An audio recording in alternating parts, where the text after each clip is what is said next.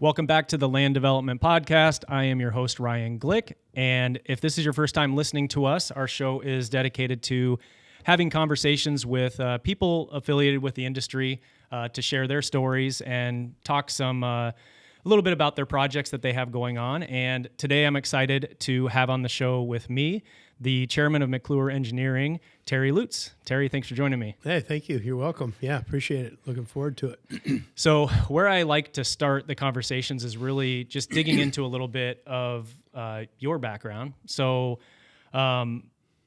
with where you got started, how did you, and maybe we start more with the end in mind, or with the end of where we're at right now. So you being associated with McClure, how did you get your start with McClure, and how long have you been with the organization? Sure.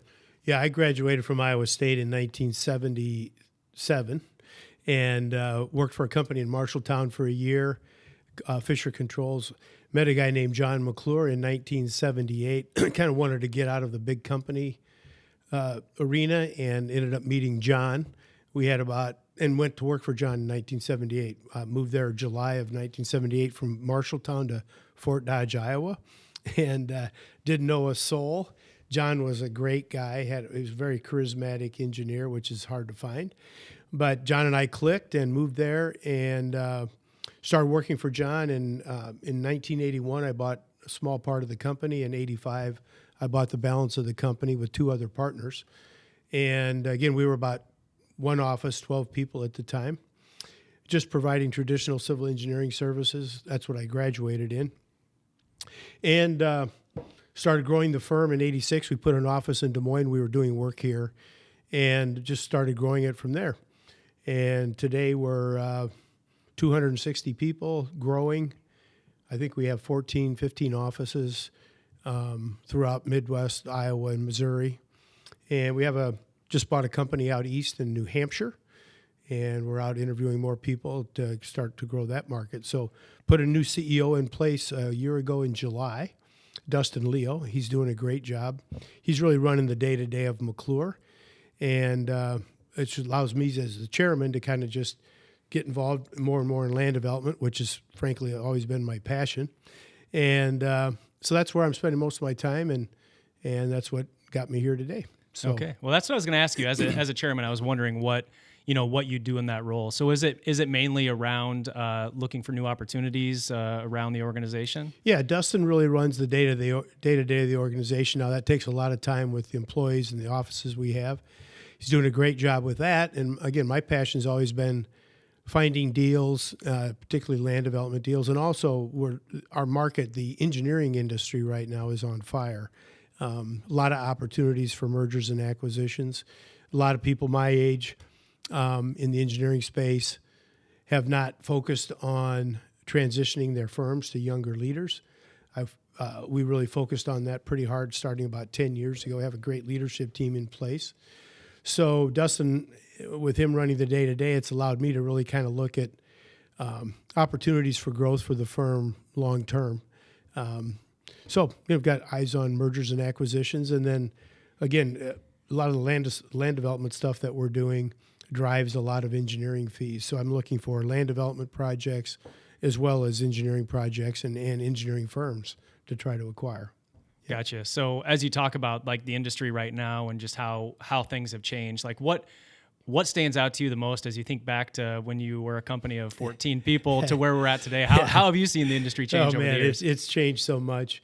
The biggest thing that I've noticed in the last couple of years is I spent probably 40 years of my 6-year career chasing work, just trying to find new clients, building the business, broadening our relationships with clients. Literally the last 4 or 5 years, work is just pouring in. Our country, the infrastructure in our country is failing. Civil engineering we design public infrastructure and private development work. And that whole industry right now is on fire across the country. So what's happening is there's a huge shortage of civil engineers. It's like the 50th most desirable profession to go in for kids. So there aren't many people entering the industry. Huge demand. And with such a small supply and big demand, it's really ripe for mergers and acquisitions. A lot of guys my age, again, like I said, baby boomers are going to be retiring in the next several years, and they've not looked to transition their firm. So what we're seeing is a lot of private equity coming in, wanting to acquire firms like ours, because they see the same thing we see. There's just a big, huge supply and demand variance. So with that, we get approached all the time. Probably could sell the business tomorrow if we wanted to, but we've just decided, hey, we've got a great leadership team, young guys that really want to keep this thing going. And we thought, you know what, rather than take our equity out of the business, why not leave it in instead of go getting private equity from some company that doesn't know anything about our business or have anywhere near the relationships that we have. So the biggest change is really just the huge demand for our services. So it's the future looks pretty bright for our industry. Yeah, I wonder on the PE side of things, if as more PE comes into the industry, I wonder what that's going to do to the projects and like just to the companies and the service and everything that's provided to the industry in general. It seems like it might take a hit, because you see that quite often when PE comes in and they just want to, they just want that cash flow to come in from the business and keep going. But you can't just continue to ride the business as it is currently without continuing to evolve with the industry and everything. Exactly. When we like it when PE comes in, particularly if they're coming into our competitors, because we see huge cultural changes once that happens.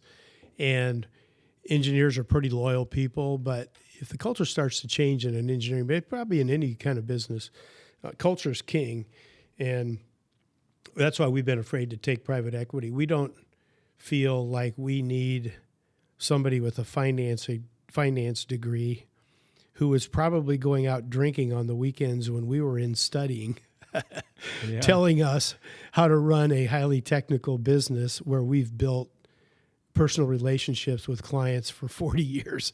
So we're kind of negative on private equity. I wouldn't say that we haven't looked at it, but under the right circumstance, we might take a look at it just because it could help fuel our growth. But our group would kill me if we ever took it to the extent that started driving the decisions for the business. Would never do it. Yeah. No, I mean, we obviously have the same thing in our company, and just knowing that, if you take outside money, you just got to understand what that relationship's going to look like and what type of role they're going to play in the company and everything. So I definitely get it. Maybe more of a just quick sidetrack here of more of a personal question for you before we jump into maybe some project talk. Sure. Like what types of things do you do outside of McClure? So now that you're in, I'm not going to say that as I'm sure when you were in the CEO role before you shifted to, and were you the chairman and CEO at that time? Yeah, president, CEO. Okay. Dishwasher, street many hats. Exactly. What types of things do you do outside of the office, like just personal hobbies and things? Well, used to play a lot of golf. As I've gotten older, I play less golf. Still like to. Have a lake home, so I spend weekends at Lake Okoboji, actually, pretty much every weekend in the summer. And just the last few years, my wife and I have a home down in Arizona, Scottsdale. We go down there in the winter now. We both have sisters that live there, so we enjoy that. And I work out. That's why I was asking you about 75 Hard. Yeah. I do CrossFit every morning. People think I'm nuts at my age. I'm definitely the old man in the group, but hey, it's fun. So I love to work out, and I just have so much fun with our business, with both sides of our business. It seems like a lot of people that own their own business, just working all the time. It's not heavy duty work all the time, but it's just kind of always on your mind. But, then I've got grandkids. I've got 4 of our 5 children live here in Des Moines. We've got 6 grandkids, 1 on the way. So we're spending time with them. And I don't know. I'm still trying to define the last chapter of my life. I'm not doing very good at it, I can tell you. Well, that's funny. No, I love the commitment to the fitness and everything, and I definitely get it on the entrepreneur side, and just being a business owner and knowing that there's a lot of people ask like what are your hobbies, and it's like, well, business is one of my hobbies because I enjoy it. I enjoy the things I do because there's a lot of strategy involved. There's a lot of forward looking into how are we going to adapt as the economy changes and things of that nature. So I definitely get that. Yeah, it's great. People say you need to get to the point in your life where you can kind of do what you want to do. That's I think how you define retirement. You're doing what you like to do on your own terms. And to me, if that happens to be work, as long as it's balanced and you're not killing yourself over it, to me, maybe I am retired. I just don't know it. Yeah, exactly. So I guess one of the things you said a little bit ago about the relationships that have been built between McClure and various companies that you work with. What do you see the role of those relationships in this industry? Well, it's interesting. Last week I went to a retirement party for a lady who was the mayor and has been on the city council for the city of Carlisle. City of Carlisle has been a client of ours since I first got in business in 1978. It was a client for John even before then. So, and I watched her throughout her entire political career. She thought about running for state senate at one time. So when you go to somebody's retirement party like that, it's not about the business you created together over the last 50 years. It's more about her life and so on. And I have a good fraternity brother, friend of mine, who's coming in tomorrow, and he's been the mayor of Adel forever. Adel's been a client of ours since the 70s. And I could go on, but we have relationships like that with people that I've gotten to know over the years and have been really good to our firm. And we try to do, a really good service for them, really protect them and look out for their interest. And same with a lot of our people. We just had one of our gals, she called me. We were both crying a couple weeks ago. She retired. She started here 2 years after I did, and has been with us ever since. We have several long-term employees. Like all businesses, hugely based on relationships. And in fact, that's our mission statement is to build relationships for success. And it really kind of starts with, looking for people that understand and agree that relationships mean more than business. So anyway, it's been a big part of what we do, and it's how we think. Yeah, and I wonder too, with those relationships, what would you see as some common challenges that you experience as you're working? We're talking kind of specifically on the show a lot about land development and everything, but are there things that come to mind that are some common challenges that you have when working with land developers? Yeah, that you can say on here. I'm an engineer and I'm a land developer, and I was also a mayor at one time. So I've had to deal with developers from about every angle you can deal with them. And developers are certainly very entrepreneurial, and they're I'd have to say they are driven by the money that can be made. They're really high risk takers. So oftentimes with developers, we've seen it's more about the money than maybe what's right for the community or for the greater good of what it is they're doing. McClure's vision statement is making lives better. So when I got into development, I did development back when I lived in Fort Dodge, but when I moved to Des Moines, as we got into it in a bigger way, we thought, making lives better is how we run McClure Engineering Company. And we wanted to take that same philosophy into our land development. If we walk into a city, and we've instructed our engineers when they're working with other developers, don't ever go in and ask a city for something that doesn't make sense or that's one-sided. We always try to approach it from a win-win situation. There's plenty of deals out there, plenty of ways to make money, and if you try to take advantage of somebody in any one deal, we believe it'll always come back to haunt you.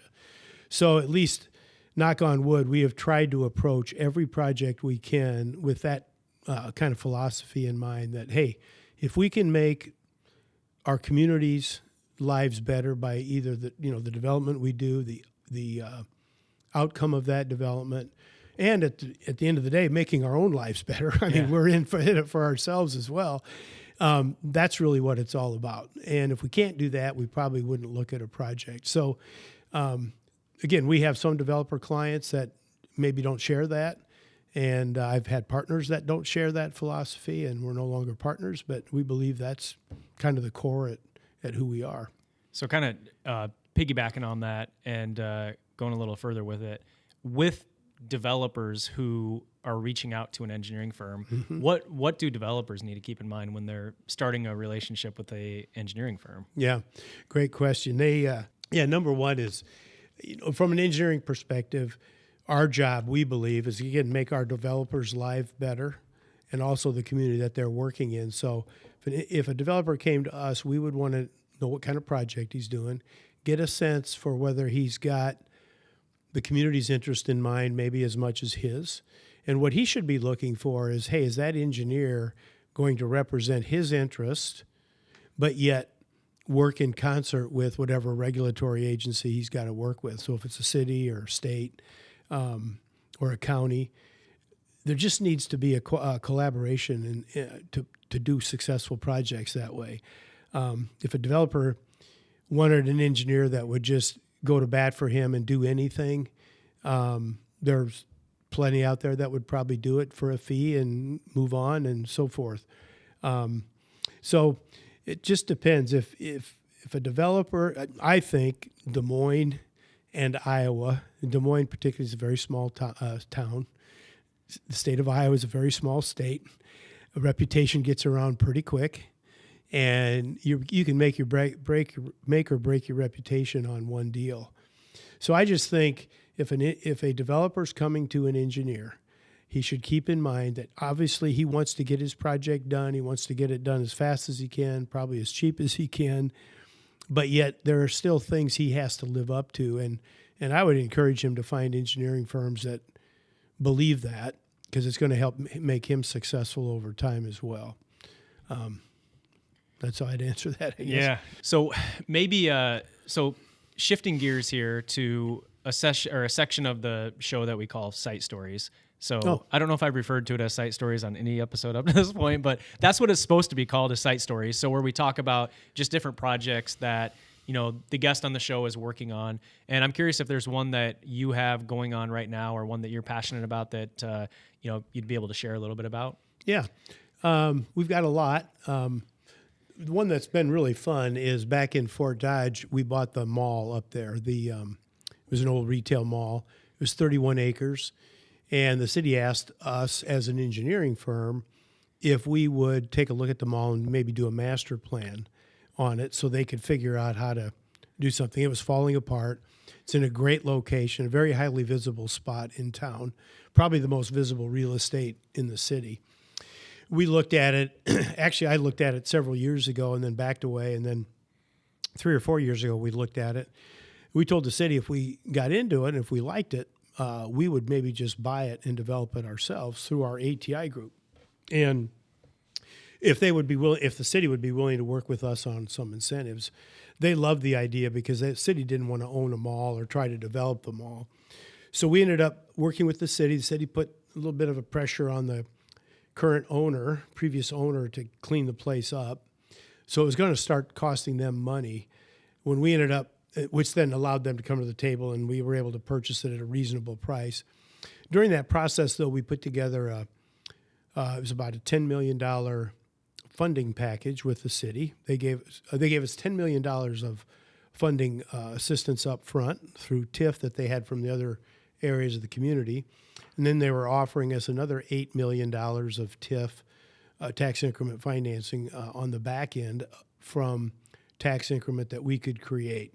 So we put together an $18 million funding package up front, which reduced our risk to be able to go in and buy the mall and start redeveloping. And we had put a master plan together that the city really liked.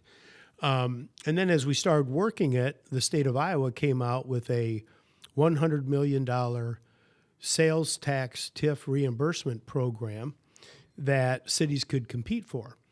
And that was not a part of our original plan when we started the mall. But when we got into it, and most of the sales tax TIF was going to go towards projects that would drive retail that were more entertainment related. And so we revised our concept, came up with kind of a pavilion concept, an outside entertainment venue and so forth, went to the state, asked for 18 million of the 100 million. We got 17 million. So combined there was about 35 million between the city and the state to help get that project going. So we started developing it. We tore down most of the mall. We left 80,000 square feet, built a strip center, flipped it, or leased it up, sold it to a friend of ours. The rest of the mall has been sitting there now for about 3 years. Took a while to get the leases run through. But next year we're going to start now really finalizing the development. Since that time, we've brought in a developer from Des Moines who's going to build a 4 or 5 court basketball court arena with a restaurant in it that will have garage doors on one side of this arena that can spill out into a plaza. So we can have indoor-outdoor concerts. They can convert this to pickleball. A lot of different activities in this area. We have a couple hotels interested across the other way from the plaza. We took the 300,000 square foot mall. We're taking that down to 80,000 square feet. We have all of that space virtually spoken for. As we've gotten into this, the lease rates in Fort Dodge don't quite support current costs. So the county has been very helpful. We just are in the process of trying to get about $6.5 million out of the county to help us finish building out the mall area. Once we get that mall built and leased up, it'll start generating all the sales tax that the county will then get paid back as part of the $17 million package from the state. So that's been a very complex public-private partnership that we've put together over the last 3 or 4 years. I'm convinced that mall would sit there another 40 years if somebody like us didn't come in and figure out how to be creative. And the nice thing that made that work there, talk about developers, the one thing that developers really need to work on in general is building trust with the communities that they work in. We're fortunate that we have a long-standing relationship in Fort Dodge. That's where our firm started. As their engineer, we've built a lot of trust and done a lot of great projects for them. And so we were at the table as partners really negotiating a way through a very, very difficult project. Without that kind of public-private partnership, trust, and relationship, that project would have never happened. So that's moving forward, and it's looking like it's going to be really, really successful. Give you an example, when we're all done, you talk about making lives better. When we're all finished, currently that project, before we got involved, they were paying about $110,000 a year in property taxes on 31 acres of a retail mall. When we're done, it'll pay over $2.1 million per year. So the payback to the city is going to be huge. That's just in property taxes. There'll be all kinds of other taxes paid through sales tax and hotel motel tax and so on. So that's been a really fun project and pretty cool. Yeah, those are always interesting to me too, because it's really it's a reuse of land that's already there and, Yep. and already developed, and so it seems like you mentioned way back in the beginning of our conversation around kind of the crumbling infrastructure in our country. It's like there's got to be so many opportunities to do projects like this with whether it's malls that are just sitting there vacant or all sorts of other buildings that might be sitting there. So it's really interesting to hear, firsthand how you actually have done that. Yeah, no, they say 70% of the malls in the United States are closing or need to close or will close. That's one of the reasons we jumped into this. We wanted to teach ourselves kind of how you really take a mall, work through existing tenants, get them out so you can then go in and redevelop it. How do you redevelop it to reactivate the space? Since that time, we've got our eye on 2 other malls in Iowa, and we looked at another one out of state, but still in the Midwest. It's really distressed. Millions of dollars of taxes owed on it.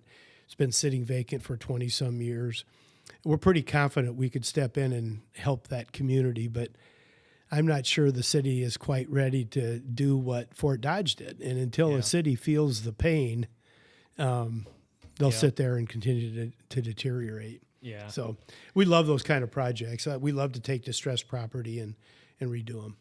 Nice. So that's kind of fun. Yeah. Well, I think just looking at the time here, probably should wrap up, and really appreciate hearing that story. I know you have a lot of other stories that you could share in projects and everything, but maybe in closing here, the the last thing I would ask is, what's the best way for people to get in contact with you? If they have any questions, whether it's about maybe one of the projects that they're wanting to do something like that in their area or whatever, Sure. what's the best way to get in touch with you? I didn't mention this. I should have mentioned it at the beginning.